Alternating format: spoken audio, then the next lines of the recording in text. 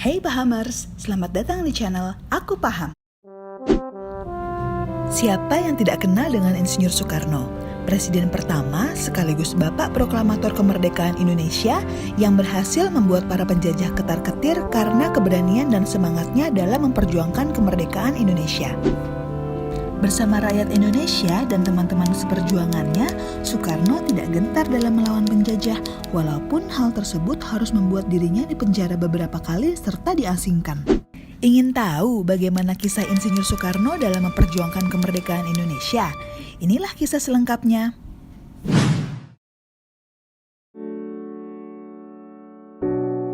Soekarno lahir dengan nama Kusno Sosrodihardjo pada 6 Juni 1901 di Surabaya. Ia memiliki julukan Putra Sang Fajar karena ia lahir tepat pada saat fajar terbit.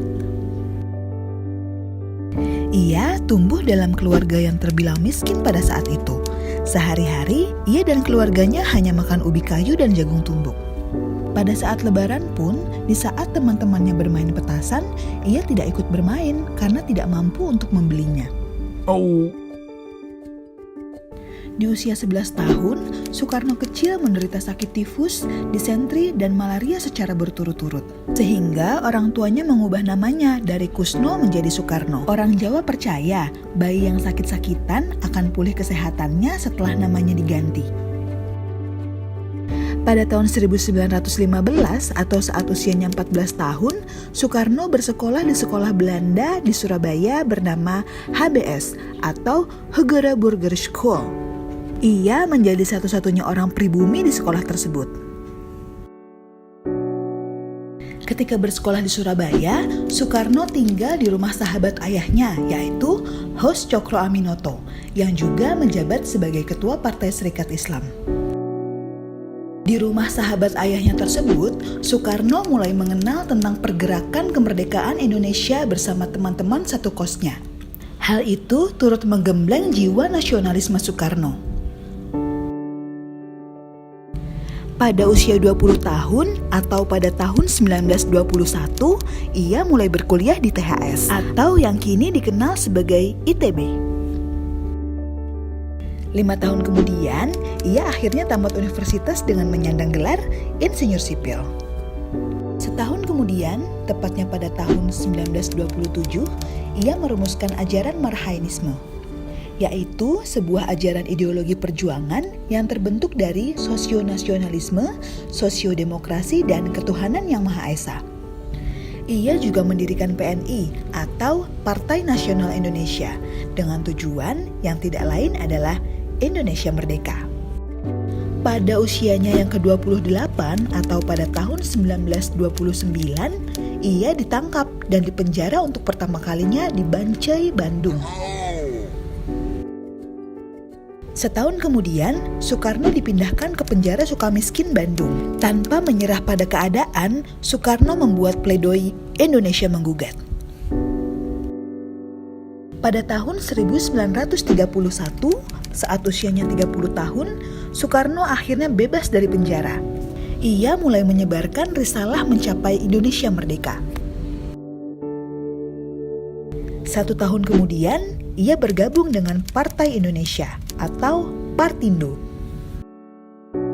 Malangnya pada tahun 1934, Soekarno harus kembali di penjara dan diasingkan di Pulau Ende, Flores. Setelah 4 tahun di penjara, pada tahun 1938, ia dipindahkan ke Bengkulu. Ia pun bebas dari penjara pada tahun 1942 atau saat usianya 41 tahun. Di tahun yang sama, Jepang mulai masuk dan menjajah Indonesia. Pada tahun 1945, ia merumuskan Pancasila, UUD, dan Naskah Proklamasi. Pada tahun yang sama, tepatnya tanggal 15 Agustus, ia mendengar bahwa Jepang menyerah kepada sekutu, yang artinya adalah kekosongan kekuasaan.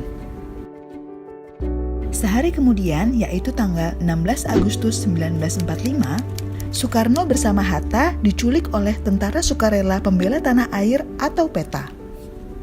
Peristiwa ini kemudian dikenal dengan peristiwa Rengas Dengklok. Pada tanggal 17 Agustus 1945, ia bersama Hatta memproklamasikan kemerdekaan Indonesia.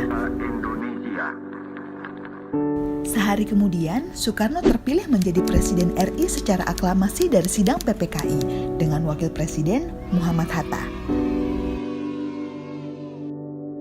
Pada tanggal 18 September 1948, terjadi peristiwa pemberontakan komunis. Presiden Soekarno kemudian memerintahkan tentara Indonesia untuk merebut kembali Madiun dari tangan PKI.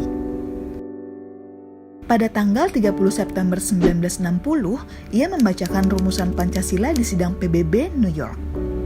Ia juga berkesempatan menyampaikan gagasan di depan para pemimpin negara di PBB. Pidatonya yang berjudul To Build the World Anew, yang artinya membangun dunia kembali, dengan durasi sekitar 90 menit itu telah menggembarkan dunia.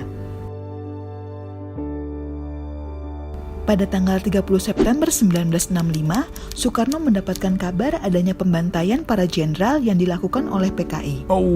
Gerakan tersebut kini sering kita dengar dengan G30 SPKI. Pada tanggal 11 Maret 1966, ia memberikan mandat kepada Soeharto sebagai Panglima Angkatan Darat kala itu untuk menjamin jalannya pemerintahan. Surat perintah tersebut kemudian dikenal dengan Surat Perintah 11 Maret atau Super Semar.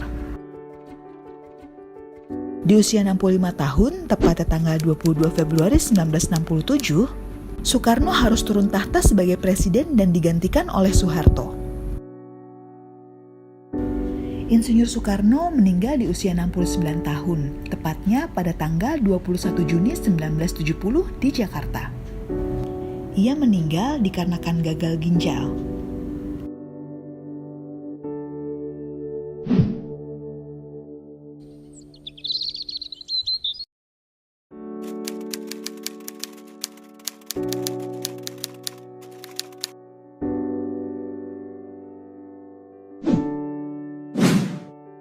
Insinyur Soekarno, atau yang lebih sering kita dengar dengan Bung Karno, pernah mengatakan, "Gantungkanlah cita-citamu setinggi langit dan bermimpilah setinggi langit.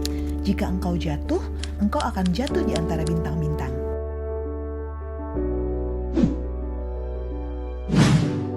Oh, aku paham sekarang. Jangan lupa subscribe, like, komen, dan nyalakan notifikasinya ya, agar kamu tidak ketinggalan informasi yang menarik dari Aku Paham.